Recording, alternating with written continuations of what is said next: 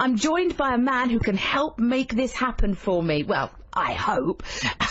This is Mark Llewellyn-Slade from Burgess Hill. So you run a company which helps people nominate their friends and family for honours. That's right, yeah, absolutely. We demystify the process for people. So there's a formal application process that people need to follow, and anyone can go to the government website, download the nomination forms and take care of the process themselves free of charge. Although sometimes people prefer to come to us. Essentially we'll save them time, effort and aggravation, and will significantly increase their chances of success. So how do you do that? Well, it's like most things in life. If you do something enough times, then you tend to get quite good at it. Right. And we've done over 600 of these now, so we've got to learn what works and what doesn't work. What's your hit rate? What's your success rate? Oh gosh, well the average success rate is estimated to be about 1 in 10. So okay. There are no official figures, but we estimate about 20,000 nominations go into the Cabinet Office each year, and around 2,500 each year are given out. So roughly about 10%. Our success rate is 6 times higher than that. It's actually over 60%, and almost 2 in 3. That's pretty good going. Of course, this is very much back in the news at the moment because of the David Beckham scandal, if we can call it that. We've had WikiLeaks now, we've got BeckyLeaks. These emails of his have been hacked. We've seen them published, although Beckham's representatives say they've been doctored, they've been taken out of context to deliberately give a false picture. But one thing I think we can kind of all agree on is clear, is that he is desperate for a knighthood.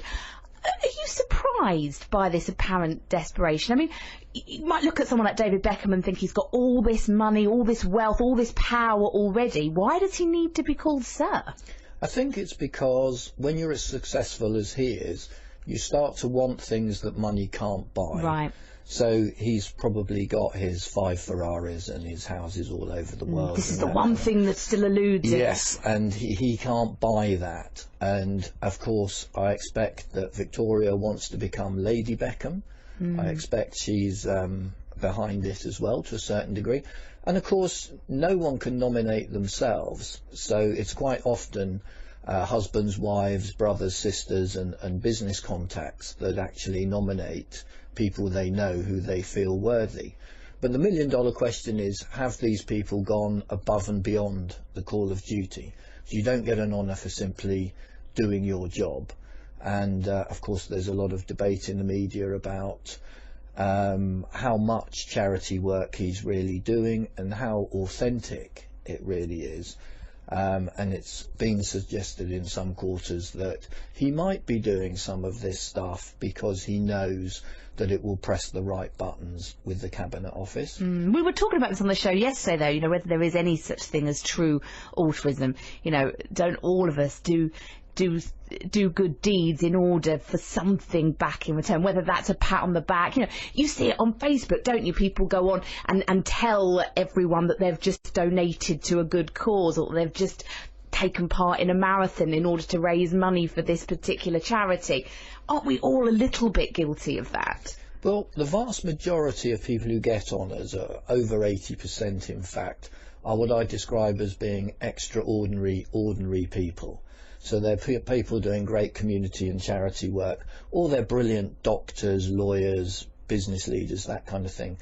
There's relatively few celebrities getting them. Any local radio presenters? I've heard there might be one on the cards. Just don't send any dodgy emails for anybody for a little while. Exactly. The other surprising thing I think that's come to light through all this Beckham business is that there would appear to have been communication between the Honours Committee and David Beckham's representatives, that they may have gone back and said, well, look, we think he is worthy, but we need to take a close look at his tax affairs, and the Inland Revenue were concerned that there was some alleged tax avoidance scheme that he was involved with. I mean, does that happen? Do you put nominations forward and then they come back to you and say, it's a bit like putting a planning application into the council? Yes, but just modify this, change this a little bit, and we might be able to pass it. No, that doesn't happen, because as I mentioned before, somebody needs to nominate the individual, whether that's a husband, wife, or whoever it might be. And those are the people who are actually making the nomination. So it goes in under their name. So if the Cabinet Office have any questions, they'll go back to the nominator. And we're not the nominator, we're just the people helping the nominator to pull together all the information that's required. And while you could knock out an honours nomination on a wet Sunday afternoon before songs of praise, you're going to have to ask yourself, is that really going to cut it at the Cabinet Office? We, for example, spend around 100 to 150 hours on a typical nomination. Really? So what do you include then? Gosh, well, the million-dollar question is, has that person gone above and beyond the call of duty? And it's getting that across. So, and you need evidence of that. Absolutely. So me and my team spend many, many hours talking to people who are familiar with that person's work and achievements. And the typical nomination would run into about 4,000 to 8,000 words. But on top of that, you need letters of support from other people who are familiar with that person. So a minimum of 2 letters are required, but we find that between about 5 and 20 letters is the ideal number.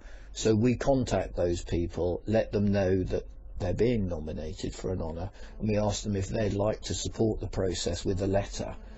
And then, and quite often then we're asked to kind of help out.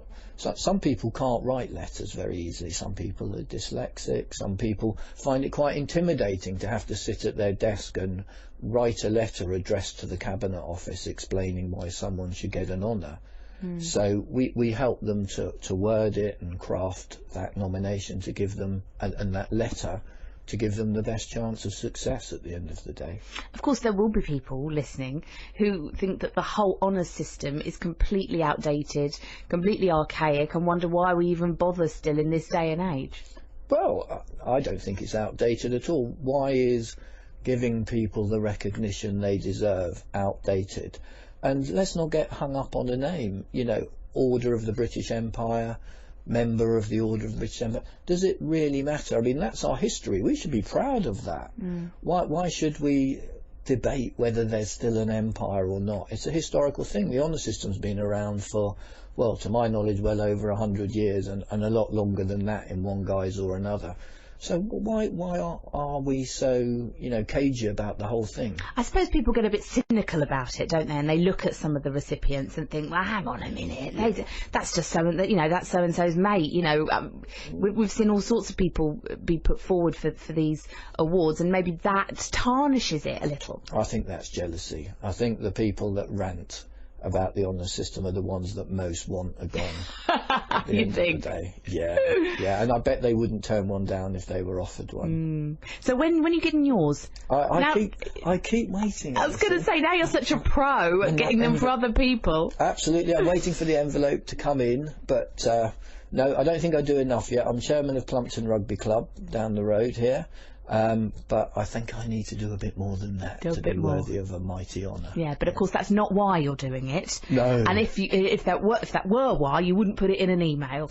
It's been an absolute pleasure, Mark, having you on the show. Just tell us more about how people can get in touch with you. If there will be people listening. I mean, we have our own awards here at BBC Sussex and our Community Hero Awards. To be fair, I don't think you have to spend 150 hours on that nomination form, but still, maybe if you do, you get a greater chance of winning. I don't know, but there are, you know, in all seriousness, fantastic people in our area doing brilliant things for other people completely selflessly, and there might well be somebody listening who thinks, do you know what, they really do deserve to be recognised in this way. How can they get in touch with you? Yeah, well, we'll give anybody a free, honest assessment of their proposed nominees' chances of success. They just need to either call us up or email us. So perhaps the best place to start is to go to awardsintelligence.co.uk.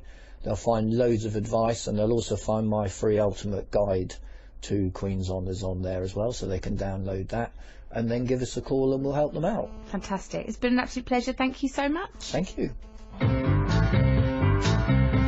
Mark Llewellyn-Slade from Burgess Hill and his organisation awardsintelligence.co.uk.